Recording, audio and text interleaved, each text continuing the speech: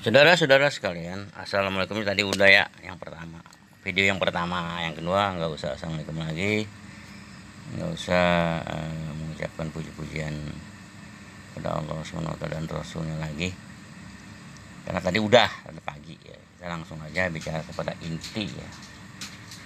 Islam ini mengajarkan kepada tauhid, mengesahkan Allah, menyembah kepada Allah yang esa, dan berbakti hanya kepada Allah yang Maha Esa. A'udzubillahi minasyaitonirrajim. Qul in kuntum tuhibbunallaha fattabi'uni yuhibbukumullahu wa yaghfir lakum dzunubakum wallahu ghafurur rahim. Qul atiullaha war rasul fa in tawallaw fa innallaha la yuhibbul kafirin. Dalam dua ayat surah Ali Imran, kalau nggak salah ayat 32, 33 atau 31, 32, menyatakan bahwa kalau kita mencintai Allah dan Rasul, kalau kita mencintai Allah, patuh kepada Allah, kita harus mencintai Rasulullah Shallallahu Alaihi Wasallam, Nabi Muhammad. Otomatis kalau kita cinta kepada Nabi Muhammad SAW dan mentaati hukum-hukum yang diajarkan oleh Rasulullah SAW, berarti Allah juga mencintai kita, mengampuni kita, dan memasukkan kita ke dalam surga. Di ayat selanjutnya, kita harus taat kepada Allah dan Rasulnya. Kalau kita tidak taat kepada Allah dan Rasulnya, maka Allah akan berpaling dari kita, dan Allah tidak mencintai kita, dan kita akan masuk neraka di dunia ini, khususnya di Indonesia, atau khususnya lagi di Ulu Jami. Orang-orang yang hendak menyesatkan itu banyak dari agama-agama lain ya, khususnya agama Kristen. Sangat gencar dan masif, sistematis, khususnya misionaris dan para gerejawan ini mencari orang-orang yang mau dibaptis menjadi jemaatnya dengan beberapa alasan seperti seperpuluhan, dan emang tugas-tugas mereka, target mereka itu mengkristenkan semua manusia di dunia ini, membaptis. Berarti kan mereka bekerja untuk menyesatkan kita, kaum muslimin yang mengesahkan, yang mentauhidkan Allah ini mau disesatkan, mau digiring supaya mempercayai Tuhan yang tiga ya, Tuhan Bapa, Tuhan Anak, dan Ruhul Kudus. Padahal kalau kita telisik Bible itu sendiri, ini ada dua kelompok gitu. Kemudian sejarah Bible itu kan kalau kita pelajari di YouTube ya, Bible itu munculnya Bible itu karena diciptakan oleh manusia. Katakanlah Paulus yang menciptakannya itu. Jadi dia mengutip atau mengambil kitab Taurat, kitab Bani Israel itu dia ambil, digabung dengan karangan dia sendiri yang bernama Perjanjian Baru gitu. Kitab-kitab Taurat dan sebagainya itu diambil dari Bani Israel, itu namanya Perjanjian Lama. Kemudian Perjanjian Baru itu karangan Paulus yang isinya antara Perjanjian Lama dan Perjanjian Baru itu bertentangan ya. Salah satunya tentang monoteisme. Kalau Perjanjian Lama itu mengajarkan untuk mengesahkan Allah gitu. Mentauhidkan Allah Subhanahu wa taala, mentauhidkan, memaha esakan Maha Pencipta alam semesta ini gitu. Dan kita disuruh untuk menyembah dan berbakti hanya kepada Tuhan yang Maha Esa itu gitu. Itu Perjanjian Lama. Tapi Perjanjian Baru tidak. Perjanjian Baru justru mengajarkan tiga Tuhan, Tuhan Bapa, Tuhan Anak, Ruhul Kudus gitu. Itu kan bertolak belakang gitu. Kemudian kalau Perjanjian Lama atau Taurat yang diambil dan ditempelkan, digabung, dijilid menjadi satu dengan Perjanjian Baru yang bernama Bible itu, mengajarkan hukum-hukum Taurat gitu, hukum-hukum yang turun kepada Nabi Musa ya, kepada Nabi Daud, Nabi Sulaiman, juga terakhir kepada Nabi Isa. Itu isi perjanjian lama.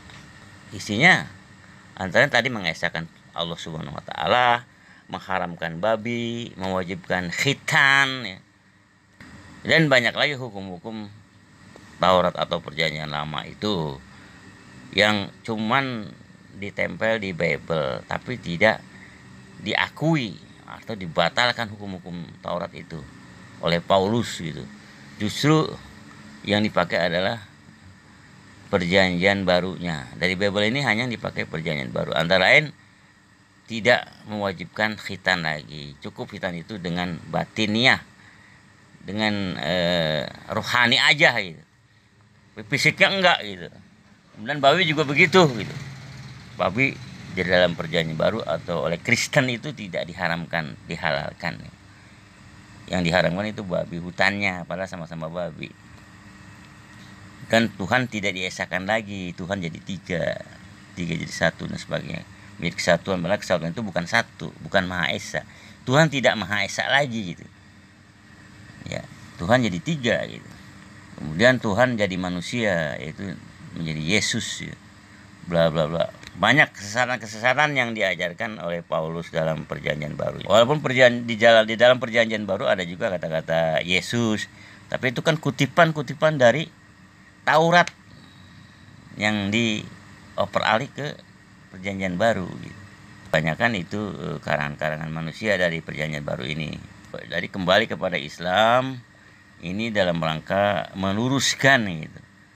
Jadi menelisik atau melawan ya, memberi keterangan bahwa ajaran dari Nabi Adam, Nabi Ibrahim sampai Nabi Isa alaihissalam dan Nabi Muhammad SAW adalah sama, yaitu mengesahkan Allah Subhanahu wa taala, mengharamkan babi, mewajibkan khitan mulai sejak Nabi Ibrahim alaihissalam begitu Pak. Dan terakhir oleh Yesus itu, beliau sebelum meninggal itu berwasiat kepada para muridnya yang 11 orang. Yang ke-12 kan mengkhianat, Yudas Iskariot. Khususnya kepada yang 11 muridnya itu yang dari Bani Israel berpesan gitu. Nanti sepeninggal dia akan datang lagi Nabi yang penutup, itu Nabi Muhammad SAW, yang disebut sebagai penghibur, sebagai Ruhul Kudus gitu. Maksudnya bukan sebagai malaikat Jibril, tapi sebagai ruh atau roh atau manusia atau nabi yang meluruskan atau meneruskan wahyu-wahyu yang pernah diturunkan kepada Nabi Isa alaihi salam kepada Yesus. Jadi tugas Islam itu antara lain itu mengkoreksi ajaran agama-agama lain seperti Buddha, Konghucu, Hindu, dan juga Katolik dan Kristen dengan segala sektanya itu dikoreksi oleh Islam bahwa yang benar itu adalah Allah itu Tuhan pencipta alam semesta ini adalah Maha Esa. Dia yang Maha Kuasa, bla bla bla bla bla begitu. Sementara ajaran agama yang saya sebutkan tadi itu melenceng dari itu semua. Itu diluruskan oleh Islam, oleh Al-Qur'an dan As-Sunnah, oleh Nabi Muhammad SAW. Juga hukum-hukum yang tertera di Taurat yang turun kepada Nabi Musa, Nabi Ibrahim, Nabi Isa alaihissalam itu hukum-hukumnya itu digenapkan lagi, disempurnakan lagi oleh Rasulullah SAW, oleh Allah Subhanahu wa taala dalam Al-Qur'an dan As-Sunnah gitu. Jadi bukan dihapus sama sekali gitu.